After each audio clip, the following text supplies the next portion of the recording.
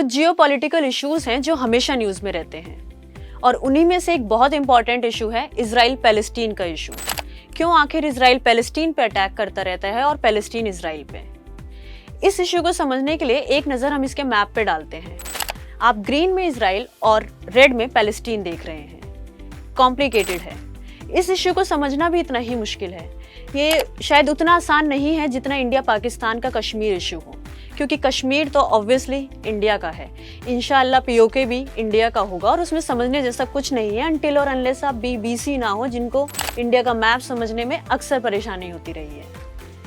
अब इस इशू को समझने के लिए हम शुरू करते हैं जूइश लोगों से, जो बेसिकली इजराइल के एरिया में रहते हैं। हम जूइश की हिस्ट्री को शुरू करते हैं 930 BC से।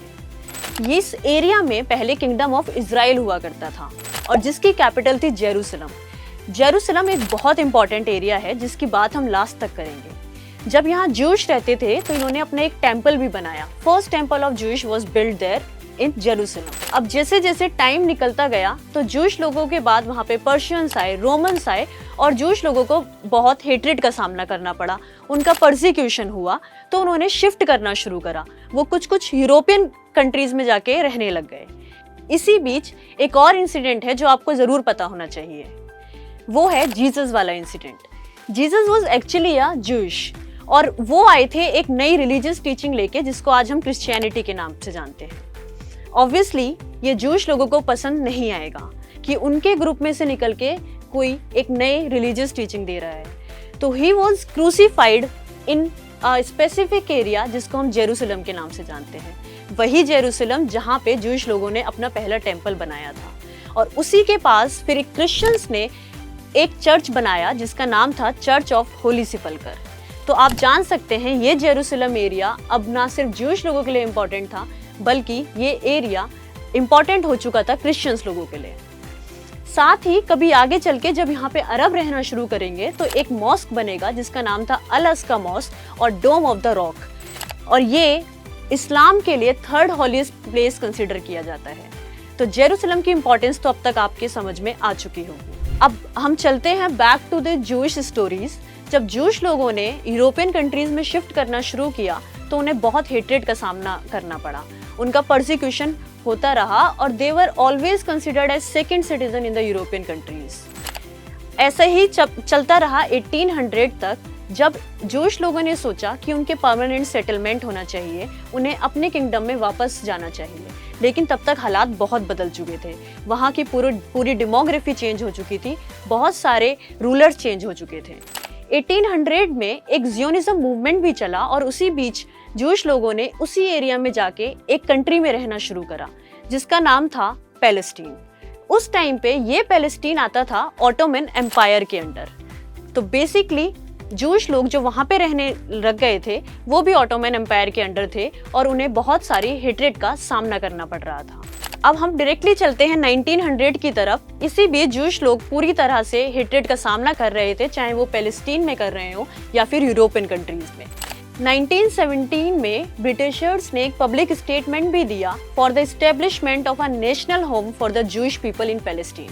तो बेसिकली ब्रिटिश लोग अब जूइश लोगों का वहाँ पे सपोर्ट कर रहे थे। अब 1918 खत्म होते होते जब ऑटोमन एम्पायर को ब्रिटिश ने वहाँ से पूरी तरह हटा दिया था, तो ये पैलेस्टीन एरिया आ गया ब्रिटिश के अंडर और उस एरिया में रह रहे जूइश लोग भी आ चुके थे ब्रिटिश के अंडर। इस परसिक्यूशन का पीक देखने को मिलता है 1940s में, जब हिटलर हॉलोकास्ट होता है। हिटलर 60 लाख जूइश लोगों को मारता है और तभी वर्ल्ड वॉर 2 का भी टाइम होता है, जिसके खत्म होते होते 1948 में ब्रिटिश डिसाइड करते हैं कि अब उन्हें इस एरिया में कोई इंटरेस्ट नहीं है और ये जो नेवर एंडिंग वॉर है इसका कोई सोल्यूशन उनके हाथों में नहीं था। तो वो इस पूरी प्रॉब्लम को यूएन के हाथों में सौंपते हैं और यहाँ पे एक बहुत इम्पॉर्टेंट डिसीजन लिया जाता है 1948 में, जब बनता है एक नया कंट्री इजराइल। सो बेसिकली अब 2 पार्ट हो चुके थे, इजराइल और पैलेस्टीन। 2 कंट्रीज डिवाइड होने के साथ साथ यूएन ने डिसाइड किया कि जेरूसलम को यूएन के ही अंडर रखा जाएगा, क्योंकि यूएन को पता था कि वो किसी एक रिलीजन या एक कंट्री को इसको नहीं दे सकता था। अब कहानी में एक और नया मेजर ट्विस्ट आता है जब एंट्री होती है दूसरे अरब कंट्रीज की। वो नहीं चाहते थे कि कोई एलियन लोग आके यहाँ पे एक अपना कंट्री बनाए और वो भी कोई थर्ड पार्टी है जो ये डिसाइड कर रही है। अब ये अरब कंट्रीज करते हैं फर्स्ट 1948 अरब इजरायली वॉर। कॉमन लॉजिक लगाया जाए तो बहुत ऑब्वियस था कि इसमें इजराइल को हार जाना चाहिए था, क्योंकि वो एक न्यूली फॉर्म छोटा सा कंट्री था और अरब कंट्रीज इतने सारे थे। लेकिन एक मेजर ट्विस्ट के साथ इजराइल बहुत इंटरेस्टिंग वे में अरब को यहाँ पे हरा देता है। लेकिन इससे भी इजराइल की दिक्कतें कम नहीं हुई। ये अनरेस्ट ऐसे ही चलता रहा और अरब ने बैक टू बैक 2 बार और वॉर करी, Arab Israeli war of 1967 and Arab Israeli war of 1973। लेकिन इजराइल ने कोई भी वॉर नहीं हारी। इवन इजराइल ने लास्ट तक आते आते 2 बहुत इंपॉर्टेंट पार्ट, जो आप मैप में देख सकते हैं, गाजा पट्टी और वेस्ट बैंक भी, अपने वेस्ट बैंक का कुछ एरिया अपने अंडर ले लिया था। ये कहानी ऐसे ही चलती रही और ये अनरेस्ट उस एरिया में कंटिन्यू रहा। अब मेजर ट्विस्ट आता है कहानी में 1993 में, जब होता है ओस्लो अकॉर्ड। पैलेस्टीन की गवर्नमेंट और इजराइल की गवर्नमेंट एक पीस डील साइन करती है और उस पीस डील में डिसाइड होता है कि ये गाजा स्ट्रिप जो अब इजराइल के पास था वो वापस पैलेस्टीन को दिया जाएगा along with some areas of West Bank. Obviously ये इजराइल के कुछ लोगों को पसंद नहीं आएगा, तो इसका इतना बड़ा इम्पैक्ट पड़ा था कि उस टाइम पे इजराइल के पीएम का मर्डर कर दिया गया था। अपनी इनकॉम्पिटेंट सरकार को देखते हुए पैलेस्टीन के भी कुछ लोगों ने डिसाइड किया कि हम एक अपना ग्रुप बनाएंगे और ये एक्सट्रीमिस्ट ग्रुप बना हमास के नाम से।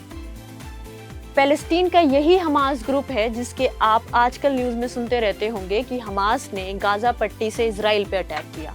वो गाजा पट्टी आज भी पैलेस्टीन के लोगों के पास है और बेसिकली हमास ग्रुप के लोगों के पास। इवन वेस्ट बैंक का कुछ पार्ट भी पैलेस्टीन के पास है और पैलेस्टीन बहुत छोटे छोटे पार्ट में अभी इजराइल में बटा हुआ है। यही रीजंस हैं कि आज भी इजराइल और पैलेस्टीन में अनरेस्ट कंटिन्यूड है और अब तक इसका कोई सोल्यूशन नहीं मिल पाया है। आप कमेंट सेक्शन में हमें बताएं कि इस इजराइल पैलेस्टीन वॉर को एंड करने के क्या क्या सोल्यूशंस हो सकते हैं और आपका पर्सपेक्टिव इसको लेकर क्या है।